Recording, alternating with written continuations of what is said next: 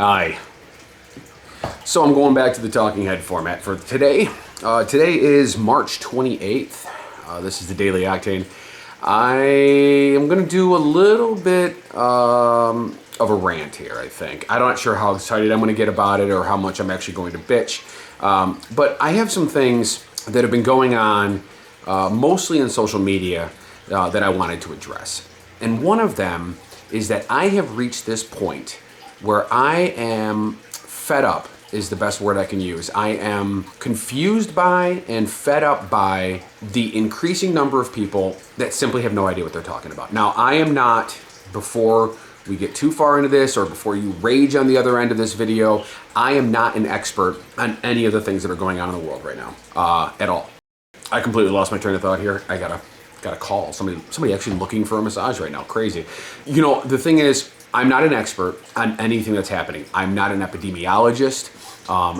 One thing I bitched about yesterday on social media is that there seems to be a lot of people that understand when and how ventilators should have been ordered. It seems to me that the majority of the people that have a dissenting view to my point of view happen to be conservatives and happen to be Republicans. And it's not, this isn't a right or wrong, human versus human, or rich versus poor, or it really seems to be right along the ideological lines between Democrats and Republicans, conservatives and liberals, progressives and whatever else people on the right call themselves. The reality is, I am coming to the conclusion that the majority of my friends that represent themselves as conservatives or even party identified with Republicans tend to be selfish. That does not mean that they won't, give money to a charity. It doesn't mean that they won't help out their fellow man. What I mean is more of this idea of tribalism. This idea that those people, you hear a lot of those people. I see a lot of memes about how dare they get a check if they weren't working. The secret is they're referring to a specific they. Now, it's not always race, because we like to say that people are racist. It's not always race. Sometimes they're talking about people below their class. That we're talking about middle class people that are ridiculing or expressing hatred toward people that are poor. And that's no more correct. It's no more the right thing to do than being mad because somebody's of a different race. We all have a path in life, and we all have our own struggles, and we all are trying to get somewhere. And for you, whoever you are out there, for you to sit there in your white picket fence with 5 bedrooms, 3 cars, and a boat and ridicule people that are struggling to make a paycheck because maybe they have a learning disability, or maybe they were born into a family dynamic that didn't allow for support for them to get the education or to find the job that they were looking for. Or maybe they have a family member with a drug problem, or they have an adult parent that had issues. There's any number of reasons why it just doesn't work. The problem is the majority of the people with the dissenting view to me are xenophobic. I see a lot of, still, one thing that I see going around right now is this idea of Canada and Mexico are shutting their borders. How come when Trump did it before he was a racist? Well, it's a huge difference. There's a difference between closing down your borders to keep the transmission of a virus at bay and closing down your borders because you don't want brown and Muslim people in your country. And if you don't see the difference between those two things, you are a racist. Another thing that I'm completely uncomfortable with is the number of people that I see and talk to, even family members, not just social media presence, but even family members, that believe that this will actually be over soon. What is soon? 2 weeks? Easter is the number or the date that keeps getting thrown out.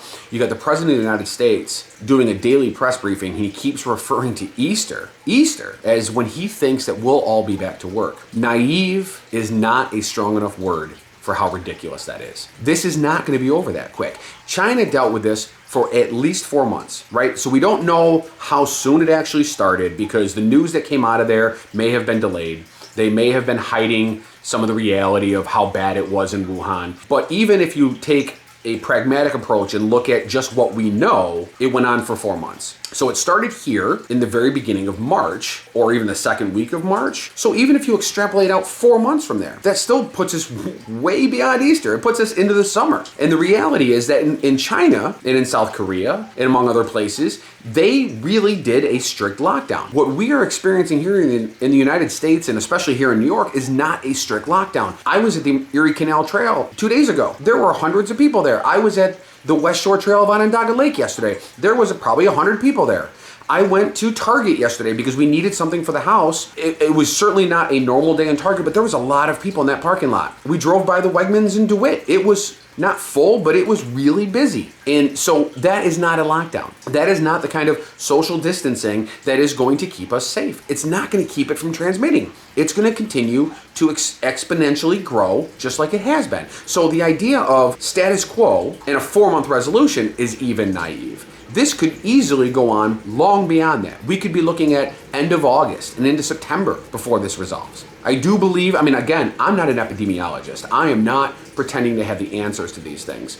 But I do know when we have politicians in office that are trying to give us false hope. We have a president of the United States in Donald Trump who has one concern, and has one concern since the day he took office, and that is to make money and to stay in office. Who knows why he wants to stay in office? Is it to make more money? Probably. Is it to keep from being indicted by New York State as soon as he leaves office?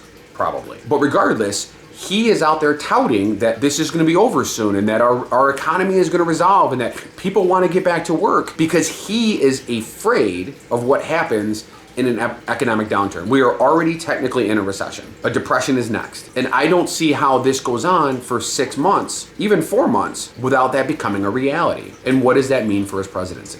The other thing regarding politics that is important to note is that we have an election here in New York. It was scheduled for April 28th, and it was the presidential primary. Specifically to where I live, there was also a state Senate vote. Our state senator decided to exit office to take a judgeship, and so there was a special election that was called by Governor Cuomo on April 28th, and it looks like that is now going to be delayed till June. Well, if this transpires for a longer period of time than we're anticipating, what ends up happening to later elections? Does President Trump, if this carries on into August or September, does President Trump start calling for our national elections, our presidential election to be delayed? And is that constitutional? And should we be worried about that now? I would say we should. I would say that needs to be a public conversation before it's too late. Enough politics. I have said enough. I am sure half the people that are going to watch this, all 50 of you, are already pissed off. Let me just say this, that regardless of how shitty this all is, there is a silver lining to some of this. This is giving many of us the opportunity to rest. We function in a society that is predicated by our need to work, to be part of the machine. Pink Floyd sang about this so many years ago, but right now that machine has come to a grinding halt.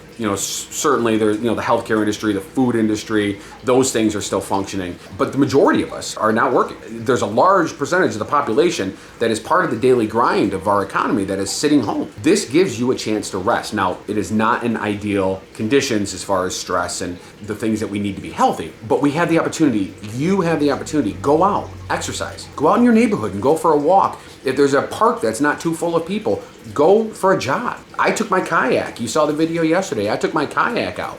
That's what we need to be doing. Ride your bike, run, lift weights if you want to. You need those endorphins in your body to combat the stress because we are all experiencing a new world right now. This is very far removed from the norm. And what happens when you exist in a place that is different than the norm under stressful conditions is where you get PTSD. That is how it occurs. And PTSD is not because something bad happened. PTSD is because something bad happened in an unexpected way. I can think of no better definition of the current state of affairs in our world other than to say is that this is not normal. We are experiencing a stress state in a non-normal world. So be cognizant of that. Think of your health. When you are home all day long, try to get out and exercise. Try to sleep properly. Meditate if you can. Have quality conversation with your loved ones. You're stuck with your family, try to get along with them. Also, be sure to eat well. I am guilty. I've been eating bread. I was keto for a long while and I have gone off of it because I want to make sure that I have foods that will keep